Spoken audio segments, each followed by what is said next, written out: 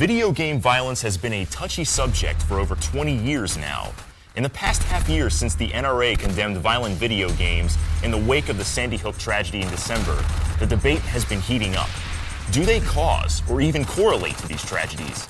Just what is the purpose of the violence in these games?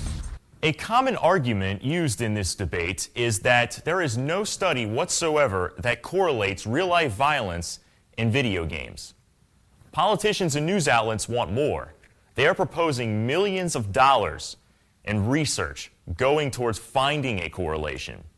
If violent video games, a very vague and blanket term, by the way, if violent video games indeed have such a correlation, there would be statistics to back it up, right? Let's take a look. A recent study by the Pew Research Center shows that gun-related crime has gone down exponentially since it peaked in 1993. Remember the furor Joe Lieberman raised over Mortal Kombat? That game was released in '92. That game, along with several others released at the time, spurred the game industry to create a rating system that we see in games today. Yes, I know this is a copy of Nocturne. Why am I holding a copy of Nocturne, you ask? It was in my car. The video game industry enforces its ratings better than any entertainment medium out there. A recent study by the FTC found that retailers turn away 87% of prospective underage buyers. That is compared to 76% in the movie industry and 50% in the music industry. Back to the Pew Research study. Like I said earlier, Mortal Kombat was released in 1992. Gun violence peaked in '93 and then dropped sharply in the subsequent years. During that downward trend, we saw sequels to Mortal Kombat, Doom as well, which was blamed for Columbine, the Grand Theft Auto series, which is widely scrutinized, and of course, the latest whipping boy, Call of Duty. Now, the US is not the only country with video games. Here's a chart showing the rate of gun violence along with video game spending per capita. Look at the US all the way up there, while other countries are much lower. Take Canada, for instance. They are considered in the same market as the US, but Canada's violence is much lower.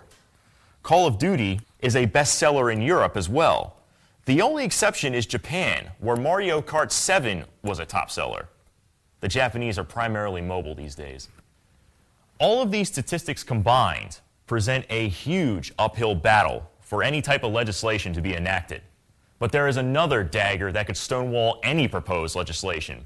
Brown v. Emabro.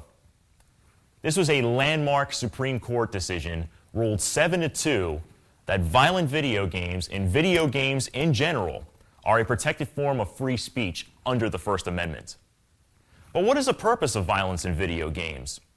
I've seen this question posed a lot in the debate. Can't we get enjoyment out of puzzle games or sports games? Absolutely, we do.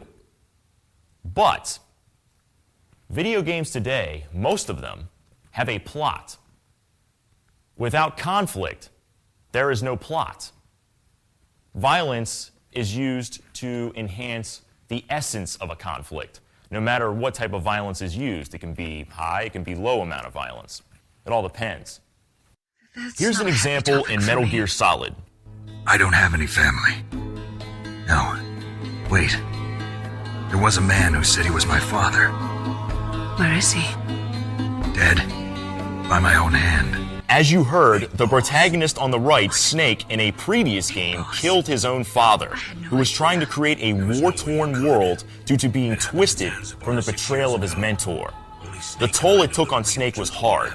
He had to do it for the sake of the free world, and because his father wanted it.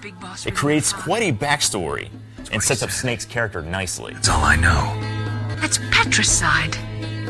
Yep. That's the trauma that Mantis was talking about. The one we share in common. Is that why you left Foxhound? Let's just say that I needed to be alone for a while, and Alaska was the perfect place. Call of Duty also contains story, but the backbone of that game is the multiplayer. The amount of choice you are given to play with others, the skills required, all with the will to survive digitally. This brings in a lot of fun for people as a group. Why is laser tag fun? Why is paintball fun? Why is cowboys and Indians fun? You are simulating a survival situation, while combining elements from other games to compete with one another. Hide and seek, capture the flag are just a few. It is a challenge that drives players to the games in the violence. Does this violence, though, have a negative impact on society? Does playing a baseball video game make me a Hall of Fame baseball player? Does playing a game of Madden make me a Hall of Fame quarterback? No. But with the violence, though, only time will tell. But with the statistics that we have right now, it's highly unlikely. What is more likely, however, is that this debate, along with the debate on books, movies, comic books, and music, will fizzle out in the sands of time.